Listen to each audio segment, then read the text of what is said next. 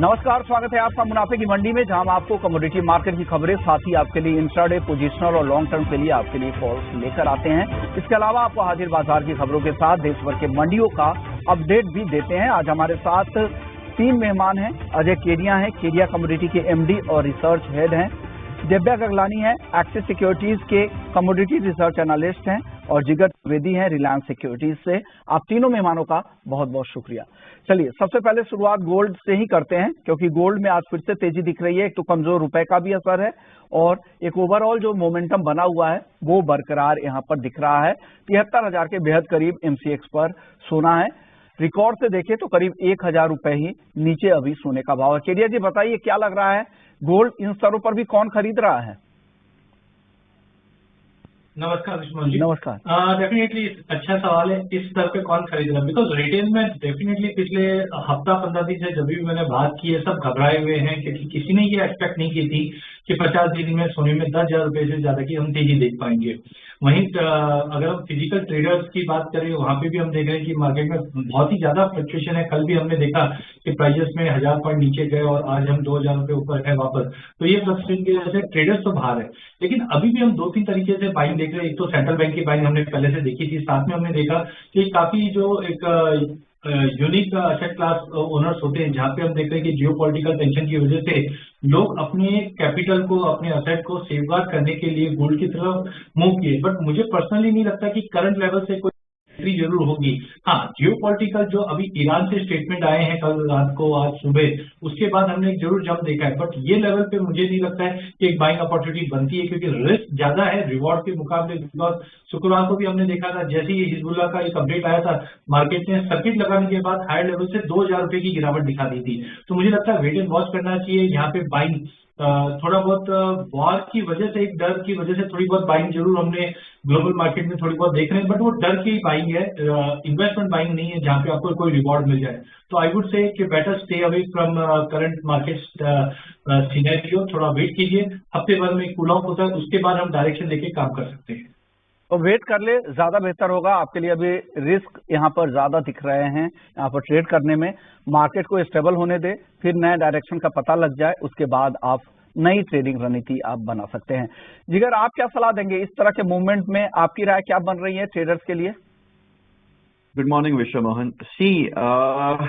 हमने year to date already gold हो या सिल्वर हो 15, 16, 17, 20% की रैली देख ली है।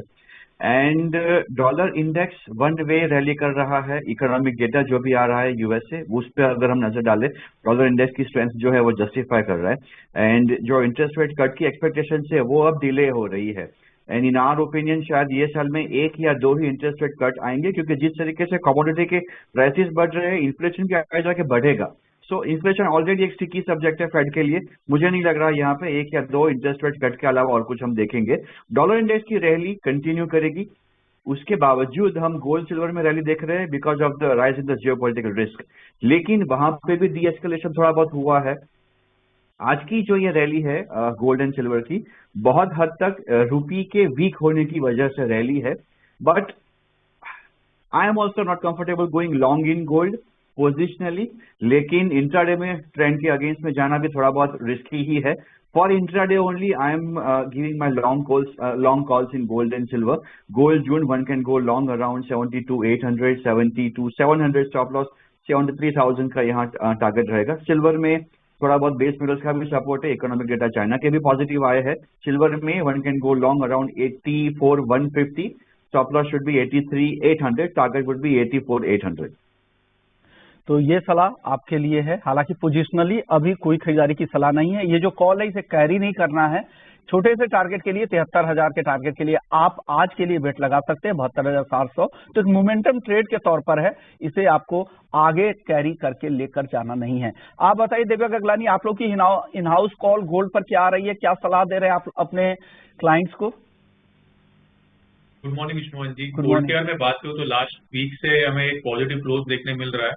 लास्ट फ्राइडे को हमें रिकॉर्ड लेवल देखने मिला गोल्ड के अंदर 74,000 का। उसके बाद हमें एक करेक्शन देखने मिला प्राइजेस हुए, उसके बाद काफी ज्यादा वॉलेटाइल हो गया। अभी एक वन वे जो मूव आया था वो अभी एज ऑफ नाउ एंड हो चुका है। पोजिशनली मैं भी कंफर्टेबल नहीं हूँ, पर अगर मैं जो करंट जो न्यूज फ्लो आ रहे हैं, स्टेटमेंट जो आ रहे हैं इसराइल के ओर से, उन्होंने बोला कि वो लोग रिटेलिएट करेंगे, कल तक ऐसा आ रहा था कि न्यूज की रिटेलिएशन नहीं होगा, तो उसके वजह से हमें करेक्शन देखने मिला था सोना और चांदी के उसमें। पर अभी एज ऑफ नाउ जो उनका जो स्टांस है वो चेंज हो गया है, तो ट्रेंड इंट्राडे में मुझे पॉजिटिव लग रहा है एज ऑफ नाउ।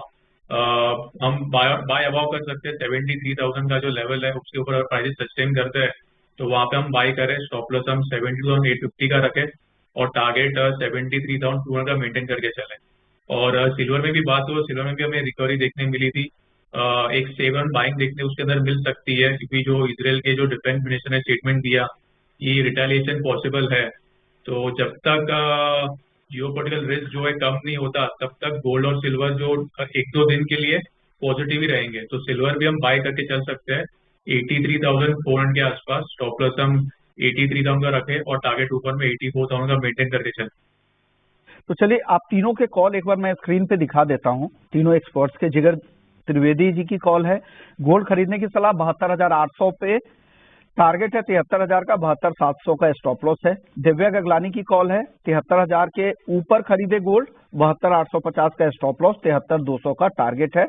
और अजय जी की कॉल है, 72,600 पे खरीदारी की सलाह, 72,400 स्टॉप लॉस और टारगेट है 73,100। केरिया जी, आप चांदी पे आपकी राय क्या थी? क्या टारगेट, क्या स्टॉप लॉस आपने दिया इंट्राडे के लिए? हालांकि ये सारे कॉल से ये ध्यान रखिएगा, ये पोजिशनल व्यू नहीं है, ये ध्यान रखिएगा सारे जितने भी व्यूअर्स हमें देख रहे हैं। केरिया जी, चांदी का भी अपना लेवल्स बता दीजिए आज के लिए। देखिए, मैं जैसे पहले भी कहा था कि मार्केट में एक्सट्रीम वॉलिटिलिटी हम देख रहे हैं। अगर ईरान अगर कोई भी एक्शन पैक लेता है तो डेफिनेटली एक जियो पॉलिटिकल कंसर्न और बढ़ेगा जो गोल्ड और सिल्वर को सपोर्ट कर दे। लेकिन अगर सपोज यूएस और ये सब मध्यस्थता कर रहे हैं कि ये एस्केलेशन नहीं बढ़े तो हम एक अच्छा करेक्शन भी देख सकते हैं। बट प्योरली इंट्राडे के लिहाज से मुझे लगता है चांदी में 83,500 एक बेहतरीन लेवल रहेगा, वहां पे आप लेके चलिए। लेकिन अपसाइड वेरी लिमिटेड जो 84,500 तक का लेवल दिखा सकता है, अनलेस एंड अनटिल बहुत ही ज्यादा अगर आप स्क्रीन के सामने नहीं बैठते हो तो बेटर है अवॉइड कीजिए। अदरवाइज 84,500 तक का लेवल मैक्सिमम मुझे लगता है चांदी में हायर साइड पे देखने मिल सकता है। तो ये टारगेट है 84,500 के टारगेट के लिए खरीदे। चलिए अब कच्चे तेल की बात कर लेते हैं। कच्चे तेल को लेकर खबर ये है कि वहां के जो मिलिट्री चीफ है इजराइल के, वो रिटेलिएटरी एक्शन की बातचीत कर रहे हैं, इससे वहां पर बाजार में चिंता है। हालांकि कल तक बात ये हो रही थी कि फेस सेविंग के तौर पर ईरान ने ये हमले किए, वहां पर किसी तरह की कैजुअलिटी, किसी तरह के नुकसान की खबर नहीं है। लेकिन अब देखते हैं आगे किस तरह से चीजें बदलती है। जितने भी अलाइज हैं इजराइल के, वो भी इस पक्ष में नहीं है कि अब फिर से कोई नया तनाव बढ़े। इस वजह से बाजार को लग रहा है कि कुछ बड़ा नहीं होने वाला है, इसलिए क्रूड भी शांत है। क्या लग रहा है केरिया जी आपको कच्चे तेल की चाल यहां से?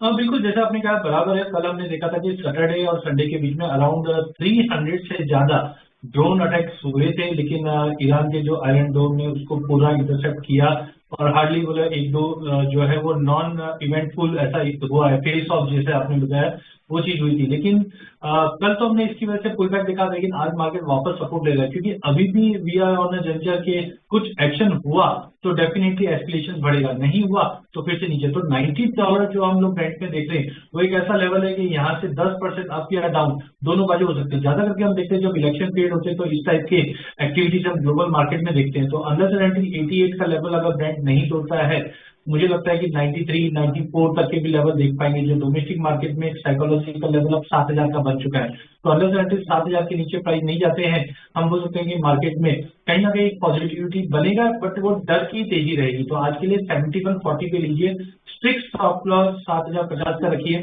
70 to 80 तक का एक स्पाइक दे सकते हैं। आप बताइए जिगर, आपकी कॉल क्या है? कच्चे तेल पर क्या सलाह दे रहे हैं? मेरा भी यहाँ इंट्राडे के लिए लॉन्ग जाना ही यहाँ पे हमारा एक रिकमेंडेशन है। एंड अगर मैं WTI की बात करूँ $86 के आसपास चल रहा है, थोड़ी बहुत गुंजाइश है, $2.5-3 की यहाँ रैली हो सकती है, specially because of the escalation of the geopolitical tensions. And अगर मैं कॉल की बात करूँ अप्रैल वायदा करंट लेवल 7170 के आसपास हम लॉन्ग कर सकते हैं, 7140 6 स्टॉप लॉस एंड 7270 के टारगेट के लिए हमारे भी यहाँ लॉन्ग का ही रिकमेंडेशन। तो कॉल्स एक बार फिर से आपको दिखा देते स्क्रीन पे। केरिया जी ने खरीदारी की सलाह दी है 7,140 पे, 7,280 का टारगेट है। और जिगर की जो क्रूड की कॉल है ये भी बाई कॉल है, 7,170 पे बाई, 7,270 के टारगेट के लिए फ्यूचर्स में। ऑप्शंस में आप बताइए दिव्या, आपको क्या लग रहा है, ऑप्शंस में मौके हैं क्या क्रूड में आज? जी जरूर। क्रूड ऑयल की मैं बात करूँ तो हमें सेम प्राइस एक्शन देखने मिला जो कल गोल्ड और सिल्वर में देखा था हमने। लोअर लेवल पे करेक्शन आया था, उसके बाद हमें एक रिकवरी देखने मिली थी जो स्टेटमेंट आया था इजराइल के डिफेंस मिनिस्टर के बाद। तो एज ऑफ नाउ जियोपॉलिटिकल जो रिस्क चल रहा है तो उसके वजह क्रूड में भी बाइंग का मेरी सलाह रहेगी। और जो दूसरा जो फैक्टर है वो डिमांड साइड का, तो जो डेटा जो आ रहे हैं यूएस रिटेल्स के जो डेटा आए थे वो भी बेटर देन एक्सपेक्टेड थे, तो प्राइजेस के लिए भी एक पॉजिटिव न्यूज है। तो क्रूड ऑयल जो 7 का जो कॉल ऑप्शन है वो 150 के करीब अगर आते हैं तो वहाँ पे बाय करके चले, स्टॉप लॉस हम 120 का रखें और टारगेट ऊपर में 190 का मेंटेन करके चले। ओके, चलिए क्रूड के बाद बात कर लेते हैं मेटल्स की। मेटल्स में अच्छी रिकवरी आई है। अगर आप शुरुआती कारोबार से देखें, एक शार्प रैली के बाद आज शुरुआत में लग रहा था कि मुनाफा वसूली बढ़ सकती है, लेकिन जिंक यहाँ पर गिरावट आधी हो गई है, अब 243 के ऊपर आ चुका है। कॉपर, एल्युमिनियम और लेड, इन तीनों में तो अच्छी तेजी अब आ चुकी है। एल्युमिनियम तो आधा % ऊपर है। केरिया जी, क्या पसंद है आपको? खबर भी है मेटल्स को लेकर, जिस तरह से रसिया पे नए पाबंदी लग रही हैं, आगे किस तरह की चाल है? क्या ये तेजी जारी रहेगी और कुछ पसंद है आपको यहाँ पर? देखिए, पसंद में डेफिनेटली कॉपर में हमने अच्छी खासी देखी, मैक्रो नंबर में भी हमने देखा है। जो मिडिल ईस्ट टेंशन तो अपनी जगह पे है, बट इम्पोर्टेंट है जो रिसेंटली हमने रशिया मेटल बैन के ऊपर जो अपडेट देखा है, उसी की वजह से पूरे ही मार्केट में हमने एक अच्छा खासा बाउंस बैक आते हुए दिख रहे हैं। तो आई थिंक जो जियोपॉलिटिकल कंसर्न्स है उसके ऊपर कंटिन्यू नजर रखनी चाहिए। और पूरे बेस मेटल पैक में मुझे लगता है अभी भी जैसे कॉपर है, बार बार हम देख रहे हैं 840 के करीब जा रहा है, तो एक दायरा बना हुआ है। तो मुझे लगता है 832 पे बाय कीजिए, 827 का स्टॉप लॉस रखिए, 842 तक का टारगेट रहेगा। जिंक में भी हमने जैसे उम्मीद की थी, मार्केट ने बहुत ही अच्छा स्पाइक किया था। टेक्निकली थोड़ा ओवरबॉट जरूर है, पर मुझे लगता है 242 इज गुड टू बाय, 247 का टारगेट रहेगा। एंड लास्ट एल्यूमिनियम में ध्यान रखिए, अगर कोई भी एलएमई से नए अपडेट आते हैं रशियन मेटल को लेकर, वो इंपॉर्टेंट रहेगा। बट अभी भी टेक्निकली स्ट्रक्चर एल्यूमिनियम में काफी अच्छा है, जहाँ पे 232 पे लिया जा सकता है। इमीडिएट टारगेट है 236 है, बट अगर ऐसे एस्केलेशन चलता रहेगा तो 250 तक के भी लेवल हम आने वाले दिनों में एल्यूमिनियम में देख पाएंगे। तो एल्युमिनियम पसंद है। आज इंट्राडे के लिए 236 पोजिशनली भी यहाँ पे लग रहा है कि यहाँ पर और तेजी आ सकती है। जिगर, आप कहाँ पे दाव लगाएंगे आज मेटल्स में? मेरा भी यहाँ पे बेस मेटल्स पे सेम व्यू है। डॉलर इंडेक्स में वैसे तो रैली हो रही है, उस हिसाब से अगर हम देखें तो कमोडिटीज में एक करेक्शन आना चाहिए था, लेकिन जो रशियन मेटल्स पे सैंक्शन की न्यूज है एंड आज सुबह जो चाइना के डेटा आए हैं, GDP number has come quite on a higher side and government का स्टेटमेंट भी है कि we are back on track and will achieve 5.5 GDP number in coming months. So ये एक सेंटीमेंट पॉजिटिव करने वाली चीज है एंड मुझे लग रहा है कॉपर एंड जिंक दोनों में यहाँ पे हमारा बाय रिकमेंडेशन है। Copper April by around 832, 829 stop loss and 838 का यहाँ टारगेट लेके हम चल सकते हैं। जिंक की अगर मैं बात करूँ 242 अप्रैल कॉन्ट्रैक्ट, 242 पे लॉन्ग करके चल सकते हैं, 240 stop loss and 246 is target. ये बेस मेटल्स में आपकी कॉल होगी। देवे, आप फटाफट से बता दीजिए मेटल्स में आपकी पसंद क्या है आज? बेस मेटल में मेरी जो पीरियड पिक कॉपर के अंदर रहेगी, 831 के अराउंड बाय करके चल सकते हैं, स्टॉप लॉस हम 827 का रखें और टारगेट ऊपर में 836 का मेंटेन करके चलें।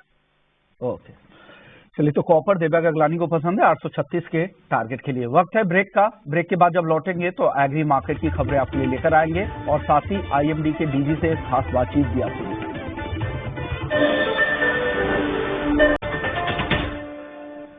ब्रेक के बाद आपका स्वागत है और अब बात कर लेते हैं एग्री मार्केट की। एग्री मार्केट में सबसे पहले बात जीरे की करेंगे, क्योंकि यहाँ पर लगातार गिरावट दिख रही है। केरिया जी, अगर जीरा अगर आपको खरीदना हो तो कहां पर आपको लग रहा है, किन लेवल्स पर, कितनी गिरावट के बाद आप खरीदेंगे?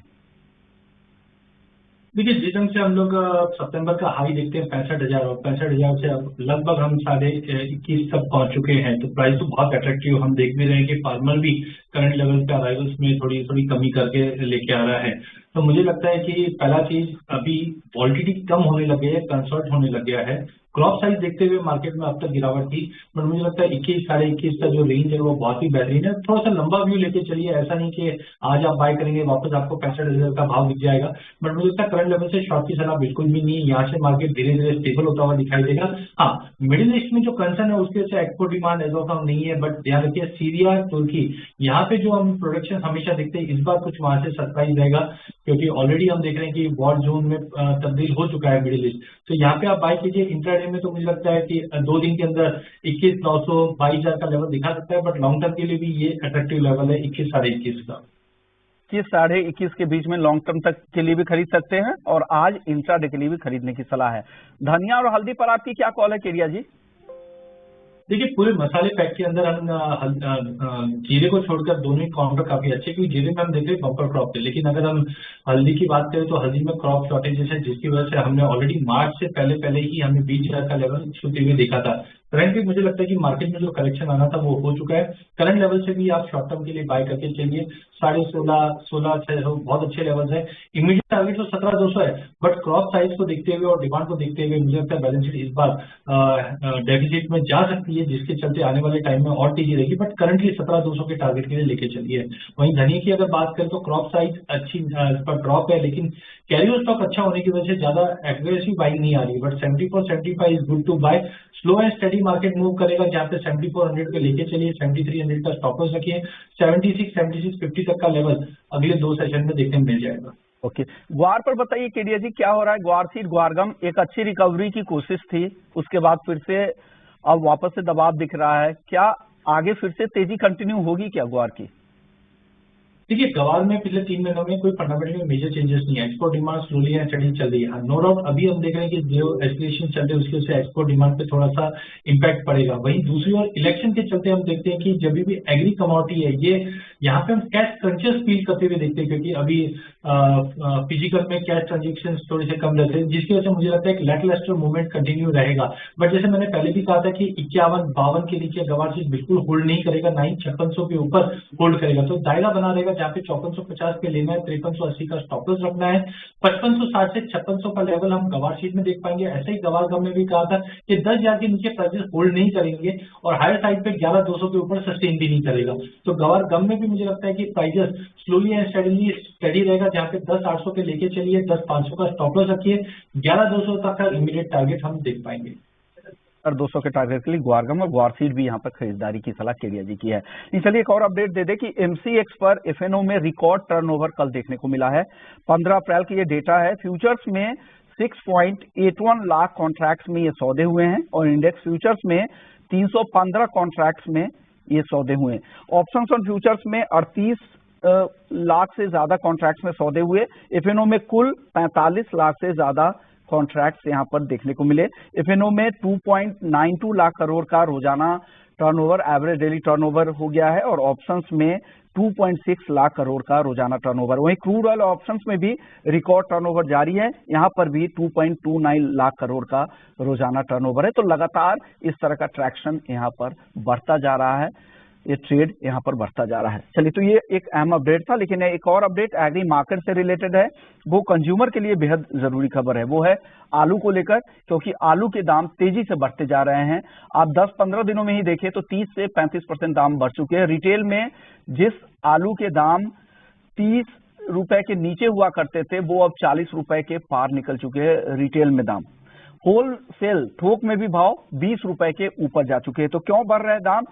तो यहाँ पर खबर यह है कि यूपी और पश्चिम बंगाल में उत्पादन कम रहने की वजह से ये तेजी आई है।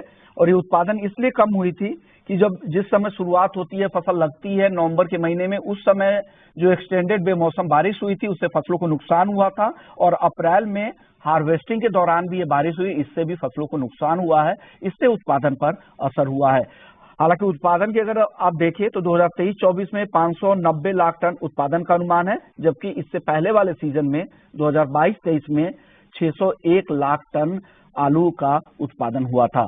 एक खबर यह भी आ रही है कि कोल्ड स्टोरेज में ज्यादा माल चला गया है और जिस तरह की डिमांड है उसके हिसाब से सप्लाई थोड़ी कम है, उससे भी दाम बढ़ रहे हैं। और अगस्त तक, ऐसा दिल्ली के एक पोटैटो ट्रेडर ने मुझे बताया था कि अगस्त से दाम फिर से कम होंगे। तो यह अपडेट पोटैटो को लेकर। लेकिन चलिए, मौसम विभाग का कल प्रेस कॉन्फ्रेंस था, उसके बाद हमारी सहयोगी भव्या ने बातचीत की आईएमडी के डीजी मृत्युंजय मोहपात्रा साहब ने। मौसम को लेकर उन्होंने क्या कहा है, किस तरह का मानसून इस सीजन का रह सकता है, तमाम मुद्दों पर वो चर्चा सुन लेते हैं।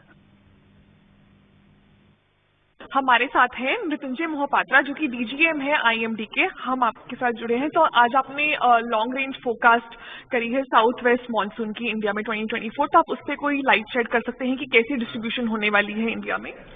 आज जो हम लॉन्ग रेंज फोरकास्ट इशू किए हैं मानसून के बारे में, इसके हिसाब से कंट्री एज ए होल के लिए एक खुशखबरी है। नॉर्मली जितना बारिश होता है इसका 106% इस बार बारिश होने का संभावना है और पूरी देश में भी इसका जो डिस्ट्रीब्यूशन अच्छा रहेगा। लगभग सभी जगह में above normal to normal rainfall होने का संभावना है, except some parts of east and north east India, जैसे कि Odisha, adjoining areas of West Bengal और झारखंड, और नॉर्थ ईस्टर्न स्टेट्स जैसे असम, मेघालय, नागालैंड, मणिपुर, मिजोरम, त्रिपुरा, और फिर नॉर्थ वेस्ट स्टेट्स में जैसे जम्मू कश्मीर, लद्दाख और एडजनिंग एरियाज हिमाचल, उत्तराखंड में बिलो नॉर्मल रेनफॉल होने का संभावना दिखाई दे रहा है। अभी कुछ दिन पहले आईएमडी ने हीट वेव फोरकास्ट भी करी थी, तो आगे कुछ दिनों में और कुछ महीनों में हीट वेव कैसे फोरकास्ट लग रही है? अभी ऑलरेडी एक स्पेल ऑफ हीट वेव हो चुका है फर्स्ट वीक ऑफ अप्रैल में। अभी because of the thunderstorm activity heat wave अभी एबेटेड है, मगर टेम्परेचर आंध्र प्रदेश, ओडिशा वगैरह में ईस्ट कोस्ट में इंक्रीज हो रहा है। अगले 5 दिन के अंदर वहाँ हीट वेव कंडीशन डेवलप हो सकता है। और हम मानसून का ऑनसेट कब देख सकते हैं केरला में? मानसून यूजुअली 1 जून में केरल में सेट इन होता है। इस बार कब आएगा इसका जानकारी मिडिल ऑफ मई यानी 15 मई के आसपास जारी होगा। ओके, तो आपने मानसून का अनुमान सुना आईएमडी के डीजी से कि इस साल शानदार बारिश की संभावना बन रही है, 106% बारिश की उम्मीद लग रही है। चलिए, नॉन एग्री मार्केट में एक कॉन्ट्रैक्ट है जिस पर बातचीत नहीं हो पाई थी, वो है नेचुरल गैस। जिगर फटाफट से बता दीजिए एनजी में आपकी राय क्या है?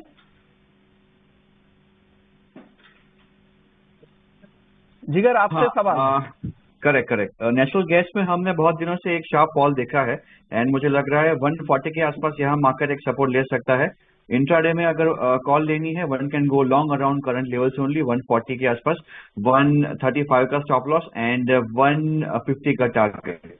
ऑप्शंस में अगर खेलना है 140 के आसपास, जो 23 अप्रैल के जो कॉल ऑप्शन है, one can go long in that and around 6 रुपए के आसपास वो ऑप्शन शुड गो लॉन्ग। 30 का स्टॉप लॉस है, 12 रुपए का टारगेट है यहाँ पे। ओके, तो आप फ्यूचर्स और ऑप्शंस दोनों के जरिए यहाँ पर खरीदारी की सलाह, 140 के स्ट्राइक की कॉल भी खरीद सकते हैं। दिव्या, आपकी कॉल क्या कॉल बता दीजिएगा सर। एक डाउनफॉल देखने मिला है। मेन रीजन है कि जो वेदर फोरकास्ट है वो वार्म है साउदर्न और ईस्टर्न यूएसए में। 140 का एक स्ट्रॉन्ग सपोर्ट जोन है प्राइसेस के लिए, अगर वो लेवल ब्रेक कर रहे हैं तो हमें और भी कॉल देखने मिल सकता है। तो 140 का जो पुट ऑप्शन है वो हम 5.5 के अबव बाय कर सकते हैं। स्टॉप लॉस हम 3 का रखें और टारगेट ऊपर में 8.5 का मेंटेन कर सकते हैं। ओके, शुक्रिया दिव्या आपका, जिगर आपका, केरिया जी आपका, आप लोगों ने वक्त निकाला। तो मुनाफे की मंडी में इतना ही। ब्रेक के बाद आपके लिए एफएनओ जंक्शन। नमस्कार।